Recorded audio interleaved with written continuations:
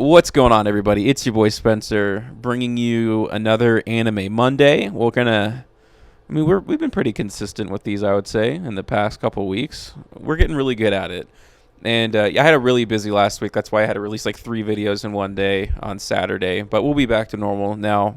Do some deck profiles this week. I'm going to try to get the Speed Warrior gameplay done. I'm still learning how to do that. It's pretty tough because one of the cards manipulates all synchro levels, so you essentially have access to everything at once. And yeah, anyways, we're doing an Anime Monday on some really cool topics. We're trying to broaden out what it means to be Tattoo Thursday, what it means to be Anime Monday or Movie Monday, because today we're looking at if you have a friend who's new to anime, or hey, maybe you're listening to this and you're new to anime, what do you start with? How do you get somebody into it? You don't want to give someone something too weird, right? Because then they'll be like, okay. Because I think, to me, what anime is, it's like the comic books and shows I used to watch as a kid, but for adults. That's kind of how I view the framework of anime. I don't know. It's I don't know. The approach to storytelling is kind of fundamentally different to what we would kind of immediately compare anime and manga to, which is comic books in America. But I feel like the storytelling approach is just kind of fundamentally different in what kind of stories that anime and manga seek to tell, and in what kind of way. Sure. I mean, I'm not going to disagree with that, but would you say it's like a far cry, like the whole... Would you say My Hero Academia is drastically different than... No, it's legitimately not. Like, if you can't see the parallels between those things, then you're missing the point. Yeah, so I don't think it's crazy to yeah. think that somebody who liked comic books growing up would not enjoy manga or would not enjoy anime. But you got to make sure, because there's a huge gap between... Culturally, yeah. That's the hardest part to get into. I think most people's, or at least newcomers' impersonation or impression, I should say, impersonation of anime is like big eyes, the giggling stuff, like those kinds of traditional just like anime tropes. This is like a childish nature to anime, yeah. Yeah. So, but I do think they're anime. I think you'll get used to it after a while, like I have. Like you couldn't watch Fire Force as your first anime. Well, here's the thing. I'm Asian, so it's like this kind of stuff was in my wheelhouse from kind of like from jump. I wasn't. I grew up in the States, but Japan, and I'm Filipino, so Japan and the Philippines have had a lot of crossover because Japan invaded the Philippines during World War II. But so there's just a lot of cultural crossover there. I was exposed really, really early to a lot of Japanese stuff, so it was always kind of more normal for me. But I think as I started to grow up and realize, like, watching more American television for myself was like, yeah, these things are kind of vastly different. Yeah, so with Fire Force, you have this like super pervy thing that I'm sure a teenage boy would like, but like a young adult male might be weirded out by. And then you also have the other end of the spectrum, which is Attack on Titan, which might be a little too intense for someone's first anime. Yeah, when you talk about like the new gen, right? Like, because when you're talking about getting into anime in 2021, it's not the same kind of set of shows that you can really recommend to people that were popular when you were really into anime. Like when you and I were really into anime when we were kids. Now it's just like, because it would have been easy just being like, oh, let's just watch Naruto with, like, literally just one other person watch Naruto with me. That's how it felt. Is it just like, oh, you want to get into anime? Watch this one thing so I can have literally one other person to talk to about it. Yeah, see, but now it's just like, it's kind of just with the emergence of streaming platforms, exactly. We have access to every show now at once. Mm-hmm. Where you better watch it on Cartoon struggle. Network or you're missing the episode. We used to struggle, man. Like these kids don't know. For sure. So the other thing is, I don't think I'd recommend Naruto to be a starting anime either, because we were kind of watching it as it was airing on Cartoon Network Live, so we kind of have that built in. Okay, it's Friday. There's an episode coming out this week. But now, I mean, you can just go on Netflix and you're staring down, I don't know, like the entire first 20 part, seasons. Yeah, the entire first part of Naruto. Yeah, it's on. So Netflix. That's just tough to say. Like, hey, just check out this really long show. Nothing with 900 total episodes, because it's like Naruto, Shippuden, and Boruto. It's all one. It's all one story, right? Right. So you're looking at almost 1,000 episodes. I think anybody who gets into anime will eventually go down the Naruto path, but it's not something I would say this should be the first. I don't know. To watch. I think people only have one 900 episode anime in them in their lifetime. That's probably true, because you get really invested in those characters, and it's hard to just reinvest yourself from the ground floor. Because I love Naruto. Like I have Naruto stuff tattooed on me. Like it's top 5 for me ever. But if I were getting an anime right now, and I like was kind of scouring what's popular and what the recommendations were, I see Naruto, and then I see like 200 episodes in part one, and then you see 500 episodes of Shippuden, and then you got like a whole bunch of Boruto episodes too now. Episodes. I think it's on like one something. It's almost 200 Boruto episodes. So okay, so we've eliminated that. We're trying to filter this out here. So we need something a little short. You need something that's not too. Is that what you think? You think we should go short? You don't. I don't know. Like I think this is where we might diverge here, because you believe in kind of like I guess is easing people into it. You know, like trying to get rid of the kind of cultural diffusions as much as possible, just so you can kind of appreciate. Yeah, because once you're in, you're in. Yeah, I think I'm going at it. I think I approach this a little different. So yeah, so that's what I was thinking. I don't want anything too long.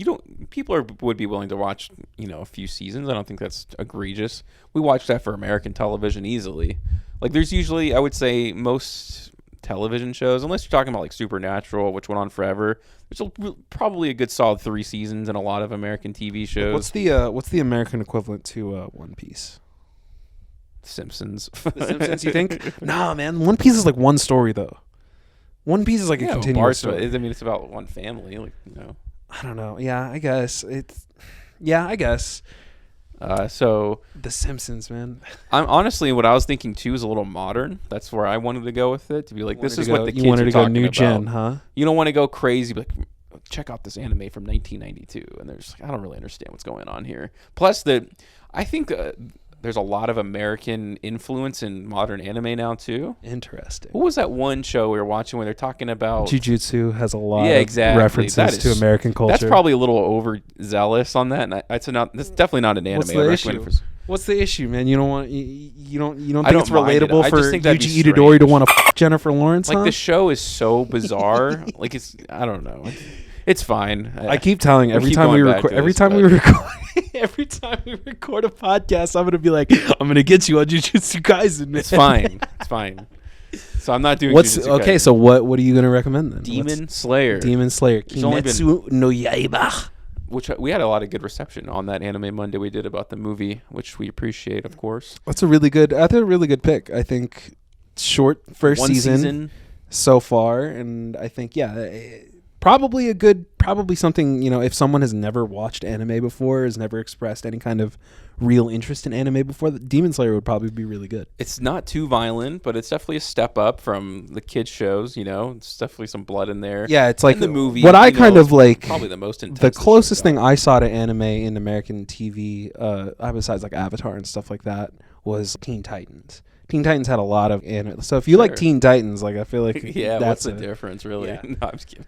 There's probably there's no, but it's like decapitation. It's like I'm saying, like there's a very clear line on a show like Teen Titans, but you get like got a little dark. You get decapitations on Demon Slayer, right? And it's really like visually it looks really good, and you do get a little bit of the Japanese culture, right? Where you see their faces and they're all humor, Like humor is definitely Japanese in nature. Chibi, like all like but it's funny stuff, and it's it's cute in some places. So I love Demon Slayer, but I think that'd be a great place for someone to start. For me, okay, so I've been kind of really giving this some thought since we started recording, and the way I view it is I feel like in order to fully appreciate anime, and not everyone is going to be like this. Not everyone who wants to get into anime is going to want to approach it in this way, but if you come to me, this is what I'm going to tell you, is that like I feel like you should be able to kind of understand how we got to this point in anime, because I feel like we're at a really kind of interesting inflection point with anime right now, because it's kind of it's really starting to saturate right now in multiple markets now, not just Japan, not even just America.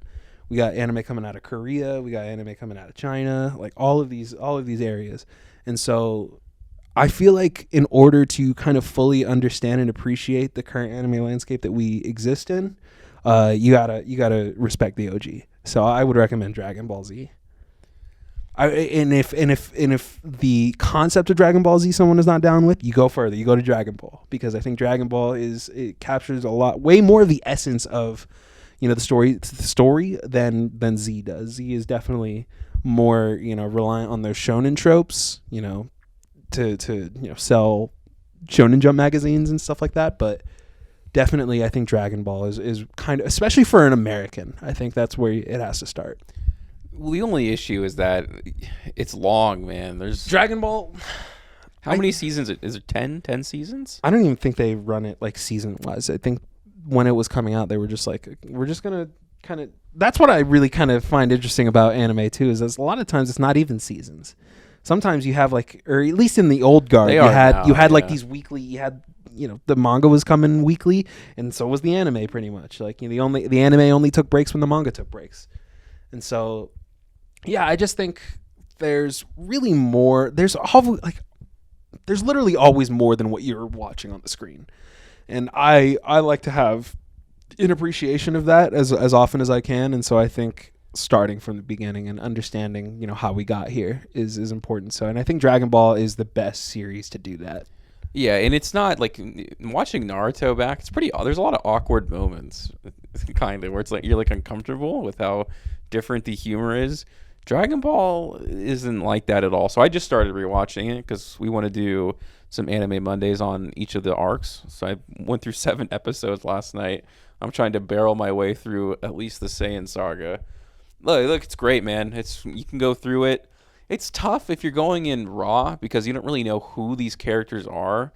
I didn't watch all of Dragon Ball, but I sure knew who Goku was going into Dragon Ball Z. Sure. And I think everyone kind of, I don't know, it's the same thing with me though. Like I didn't watch Dragon Ball as a kid, but I watched Dragon Ball Z. Definitely that's a hurdle. Just not really having an introduction to who Goku and Piccolo and Tien and Krillin and all these guys are, but I feel like that's not that big of a hurdle considering what else, like the kind of stuff that we're prone to watch now. Yeah, I was thinking about Dragon Ball Z, by the way, and just how crazy that show is because I haven't started from Dizzle Tizzle for DBZ in a long time. So just think about the context of Dragon Ball Z. Imagine watching that for the very first time. If you're an avid Dragon Ball fan, where here's all these quirky characters, and you remember these guys? Well, what if we just ramped everything up that happened in Dragon Ball to about 10,000? And that's why I think it's a good place to start because I think it's a good introduction. I think it's the best introduction to the shonen genre. Shonen is obviously the most popular genre in anime right now. It's the one that speaks to the most people, relates to the most people, and I think Dragon Ball. I think the themes are really, really strong, and I think the characters are really, really consistent and simple. We were talking about like, sometimes you could if you could really taint someone's entire view on anime by giving them a bad recommendation. If someone wanted to watch, if someone wanted to get into anime and I was just like, go watch Neon Genesis Evangelion, they would hate me. They would never speak to me again. They would legitimately, I would never talk to those people. That's a tough relationship to rebuild. Exactly. Because it's like you have to understand, like, to be able to understand like something like Evangelion, you have to understand the entire anime landscape. You have to understand otaku culture because that's what Eva is partly a criticism on those things, to a certain extent.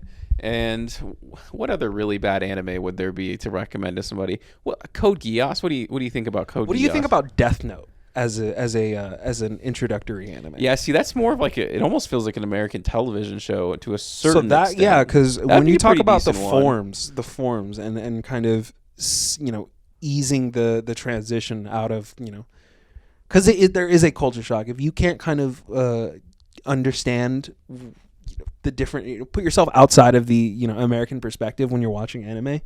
You're gonna lose a lot. Like there's a lot of the experience is gonna be lost on you, and so I think Death Note helps. Death Note is the kind of show that helps ease the transition. It's more like a mystery show. It's very cerebral. It kind of anime I think is really reliant on like the inner monologue stuff too, which is something we don't really see a lot in American television and movies.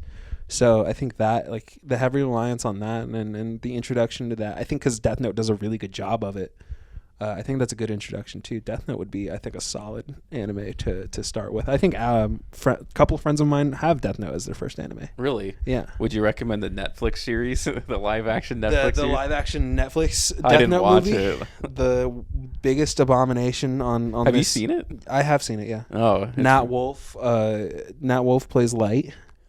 Nat Wolff from the Naked Brothers band on Nickelodeon. Sure, yeah, why not? Willem Dafoe plays Ryuk, Whoa. which is kind of hilarious because it's like he's actually fantastic as Ryuk. Like, Okay, it's why not? But the rest of the what's his face? Lakeith Stanfield from Get Out. William Dafoe really just stands in the shadows amongst all movies. And he just makes like just crazy stuff. You can name The any. Lighthouse, just He's in Aquaman. It's just crazy. Like, this dude just decides like what he's he the wants. Forrest Gump of movies for sure. He doesn't really care about what he's in either. Willem I Dafoe don't is know. for sure the Forrest Gump of He movies. obviously does. Going to so many different genres. He just doesn't pick a lot of good ones, does he? It's just funny. I just like seeing him. Yeah, he just doesn't. He never looks like he belongs in any movie. But yeah, Lakeith He's still great, Stanfield. though. Lakeith Stanfield plays L, and he tries to kill Light on multiple occasions. So Oh, yeah, the Death Note, Netflix's Death Note, great yeah, stuff. Don't watch that.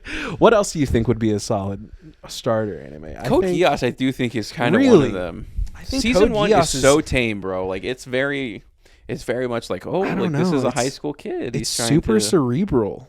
I think Code Geass has a Season lot of 2 is really intense, but really think back to season 1. What's the craziest thing that happens until the season finale when all the Japanese people are shot? I mean, yeah, it's the the whole appeal of it is the kind of chess match nature of it. But I think Death Note again still does it a little better, and that's even like plus you're even getting into subgenres too you gotta because be Code careful. Geass Code Geass is mecha anime, and that's like that's a whole different. That's when you're already introducing subgenres to it. Yeah, but at the same time, I feel like if I had watched Death Note first and I went through the entire series, I may not be that interested in anime.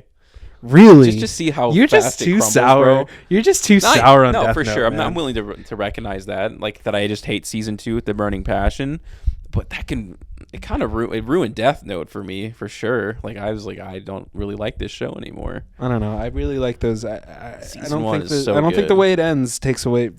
If it takes away from you, that's fine. But I can't really put back my enjoyment of those need first something 25 that episodes. Sticks the landing For me sure. for someone's first For anime, sure. and it For definitely sure. doesn't do that. That's why I think Code Geass would be pretty interesting too, because man, the way it ends is just this is great. Well, at the same time, like I said, I think we should avoid subgenres when you recommend something. What like about that. Mob Psycho then? Mob Psycho 100 is actually incredibly like I was about to bring that up.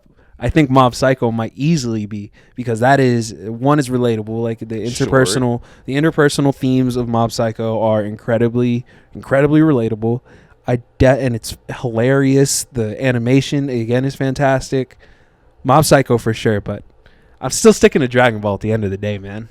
No, it's great. Goated. And the show's really good. And obviously, if we didn't even know what anime was at that time, and we loved it, so I would imagine I thought it was a normal cartoon, man. yeah, pretty much. And I think that's a good way to get people into it. So I recommend Demon Slayer. Kevin recommends Dragon Ball Z. Let us know. But also Death Note and Mob Psycho 100, man, because those maybe are. not Death Note, but I recommend Death Note. Don't listen to Spencer. I recommend you watch Death. If you haven't watched Death Note, watch Death Note. as long as you don't watch season 2, you'll be fine. Watch the first 25 episodes of Death Note. Because, I don't. If you guys haven't seen it, I don't want to spoil it, but I think it ends the way I want it to in season 1. It's not in my head canon. Doesn't matter. The Death Note fandom menace. Yeah, saltier than Ryu or something. I don't know. But yeah, that's going to do it for today's episode of Anime Monday. And we'll catch you guys next time. Be sure to look out for all the other cool content on the YouTube channel.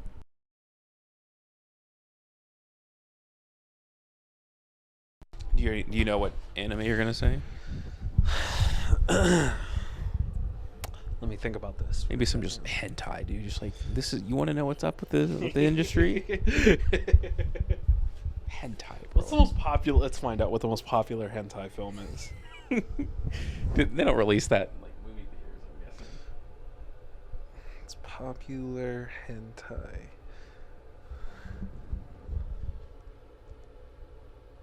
Let's see. Tentacles, perhaps? Amacano. I don't know what's going on with Amacano, but people are saying that's up there. Why do you think that hentai God. is? I guess it's because it's animated and there's like no. The only limitations to hentai is your imagination. Is that why it's so weird? You think? Jesus, man, some of this stuff is real graphic. I'm looking at it right now. There's a full-on industry around this stuff, man. This is. I'm sure they probably don't even do regular porn in Japan, dude. It's probably just this hentai stuff. Who fuels this industry? I guess people. Is there a lot of loneliness in Japan? Yes. Yeah. They legitimately have a word for it. Oh. Yeah, like a socially recluse person. I know the whole. Like there's a social. There's like no. There's all like there's like levels to the social stratification in Japan. Like someone who's that recluse, like incels. Like we call them incels here. I think they call them hikikimoris in Japan. I know there's the whole ugly bastard like popular idea in hentai.